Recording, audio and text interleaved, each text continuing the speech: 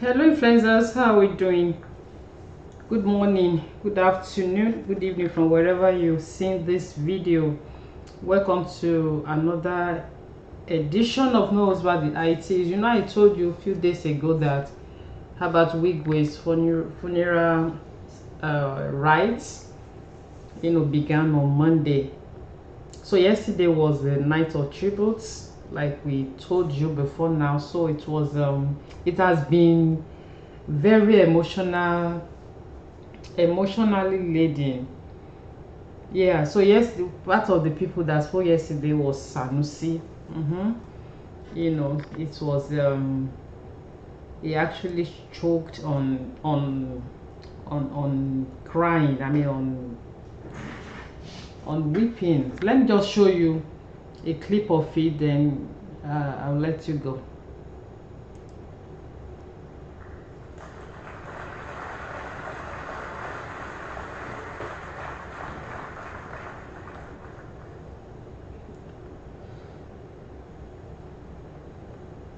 Your Excellencies,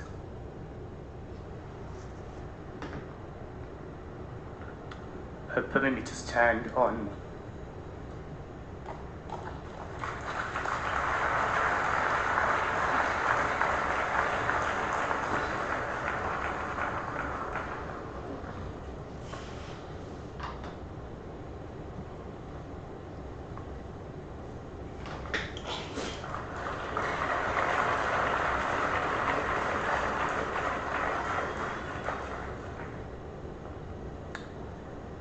many of you will probably remember, as Derry said, 2021 August,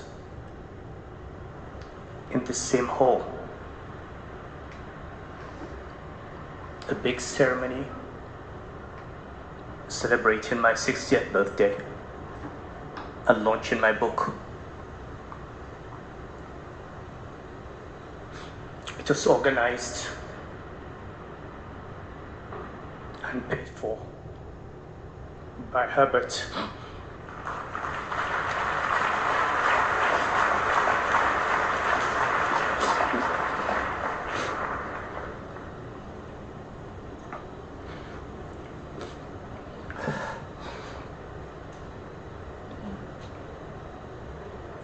And to think that I'm standing on this same stage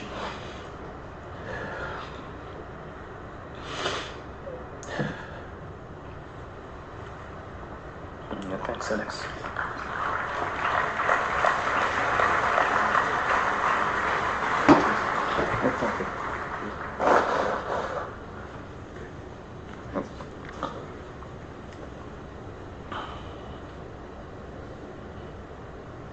And I was saying some time ago that for someone like me who gets into a lot of trouble, I need my friends. I get into trouble without knowing how I'm going to come out of it.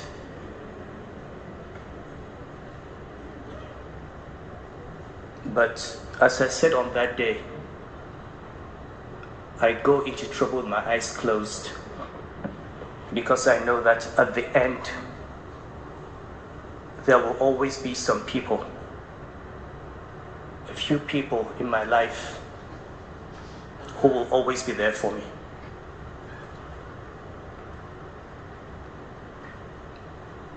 When you lose just one of those people, it leaves a vacuum in your life.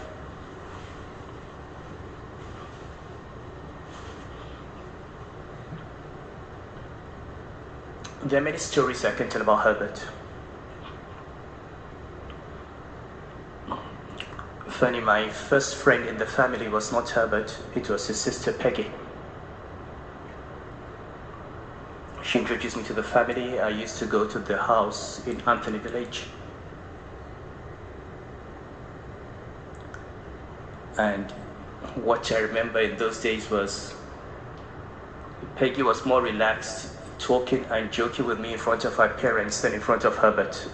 She was afraid of Herbert. And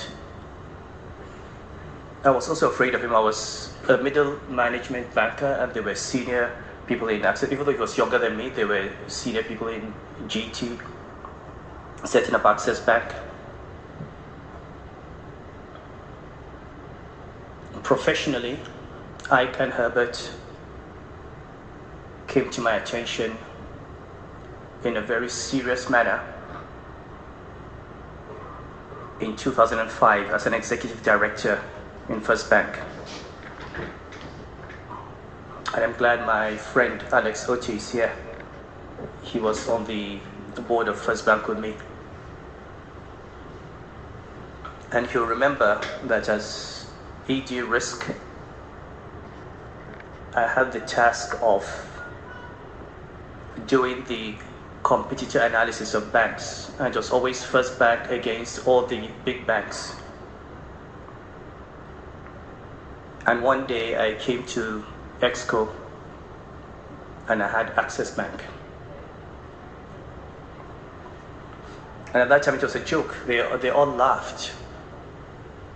How can you compare First Bank to this bank? And I said, look at what these two young men are doing. Access Bank had the highest compound average growth rate. It had cost to revenue ratios that were comparable to Citibank and Standard Chartered and international banks. It had a very low level of non-performing loans, but it was the soft issues. Half of their branch managers were female.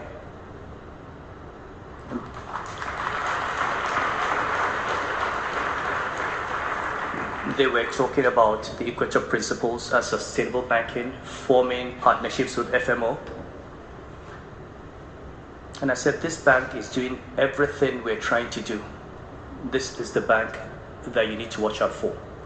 This was 20 years ago. And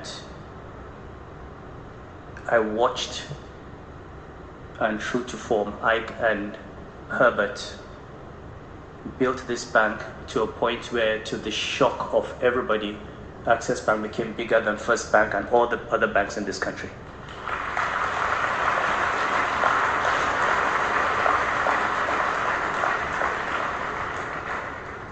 So the beginning of my relationship with them was one of professional respect and admiration,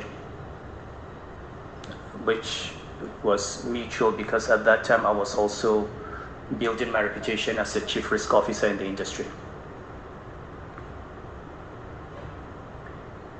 Then I moved to the central bank, and I started something which was the Bankers Committee Retreat, where this was in 2009, in the middle of the banking crisis, when everything, just like today, it looked like everything was going to, the sky was going to fall on the country. And we met in Enugu. And I said, look, guys, I know we feel the world is coming to an end, but the sun will rise tomorrow. What I want us to do is, in the middle of this crisis, lay the foundation for the banking system we want to see after the crisis. The objective then was to link the banking sector assets to the real economy.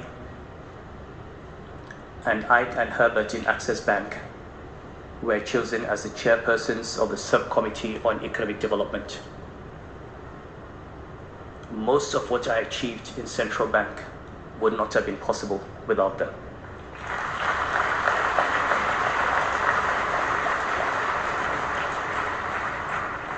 The idea of that retreat was to put the brains together in the central bank and the banking industry and think. And I remember the first year, my deputy governors, when the governor and the deputy governors were standing in front of bankers. You know, before then, with the central bank, you know, the governor and deputy governors were gods. The idea that bank MDs, that the governor would have to account to bank MDs, would have targets, and sit down in that meeting and answer questions was new. But we soon discovered, including the deputy governors who resisted, that by opening ourselves up to debate, by letting all these brilliant bank CEOs come into the conversation, we enriched the work of the central bank. So people, I just want to show you that clip. He went on to say that when he was, he was dethroned as the Lamido, all right, he said Herbert paid his bill. Herbert was financing him after he was dethroned. I don't want this video to be too long. I just want to, pick that clip and then showed you. Please, if you are yet to join this channel, please subscribe. Click that red button. It's free of charge. It doesn't cost you anything. So Sanusi went ahead and said when he was dethroned as the Lamido, and that Herbert was taking care of him, paying his bill. You know, when things like this, when you see men like this crying, it's a big deal. It's a big deal. We just hope that God in his mercy will comfort his parents and everybody that is associated with the family. Thank you so much for watching. I'm still going to bring you more on other people. His children, his daughter spoke. I'm going to let you see that too. Thank you so much for watching. I love you. Bye.